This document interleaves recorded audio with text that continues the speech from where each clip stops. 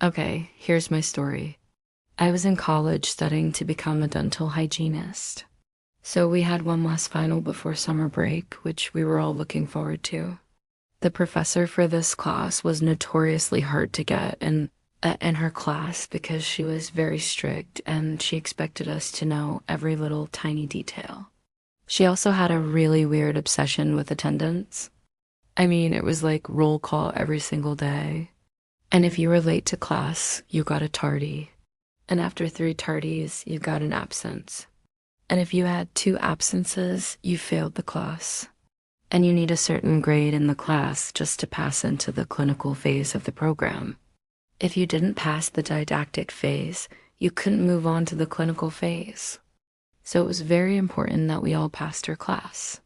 Well, on the last day of school, me and my lab partner decided that we were gonna not go out to lunch to celebrate finishing our finals week. We had one final, which was in a different part of town. So we drove over there and parked in this public parking garage. And while we're walking to the final, we noticed that there are these long lines outside of the bathroom at the mall across the street from the testing center. So my lab partner goes, "Ooh, let's go check out what's going on." So we walk over there and these girls are like, "Oh my God, come look at this." They were standing around this mirror and they were pointing at the mirror like they were scared to go near it. So we walked up to the mirror and I looked and I was like, "Oh my God," because there was blood dripping down the mirror. It was like some horror movie. I remember freaking out and being like, "Oh my gosh, what do we do? Someone's gonna get hurt." Well, we couldn't see into the bathroom from where we were standing.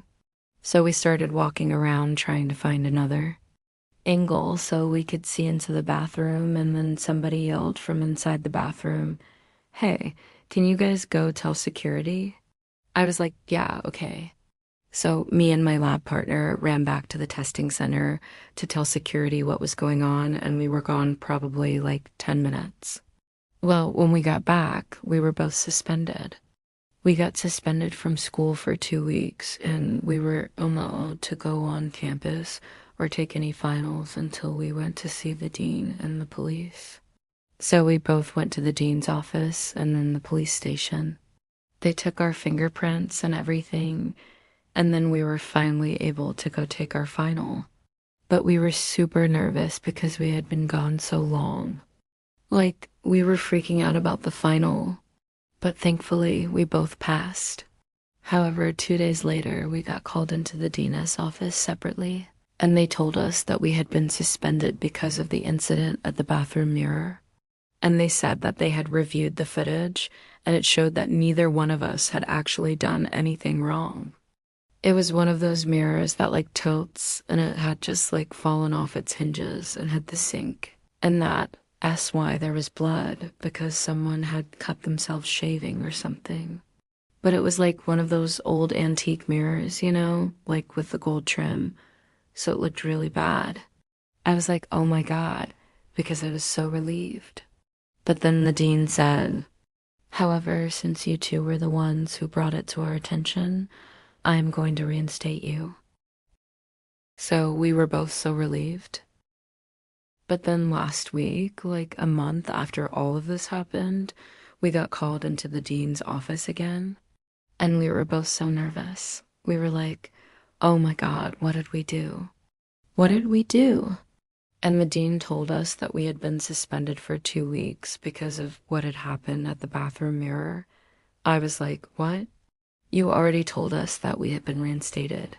She said, "Yes, but we have decided to suspend you for 2 weeks because you were the ones who brought it to our attention." And I was like, "What?" So apparently the person who had themselves in the bathroom had come forward and said that they had cut their wrist and that they wanted to commit suicide and that they blamed us for their injuries. I was like, "No, we didn't do anything. We found the mirror like that and we were just trying to help people." But they were saying that we had provoked them by taking pictures of them in the bathroom and making fun of them, and that we had threatened them in the bathroom. I was like, "What? No, that never happened." But of course, no one believed us. So we were suspended for 2 weeks from school. So me and my lab partner ended up withdrawing from school because we had enough credits to move on to the next quarter without having to take her class. So we both dropped out of school and we filed a police report against this girl for lying to the police and filing a false charge against us. But then we were called into the dean's office again. Again, we were both freaking out. And the dean said, "We have decided to reinstate you because the police had dropped the charges because they could prove that we had provoked the fight or that we had taken pictures or that we had done anything wrong." However, me and my lab partner both decided that we did not want to go back to that school ever again. We couldn't believe that after all of this, after everything we had been through, we had to start over in her class. And then on top of that, she was giving us a hard time about coming back to school. So we both withdrew from school and we're going to other schools now. And I still to this day don't understand how we got suspended for something that was our fault. It was so unfair. That girl should have been suspended, not us. Okay, bye.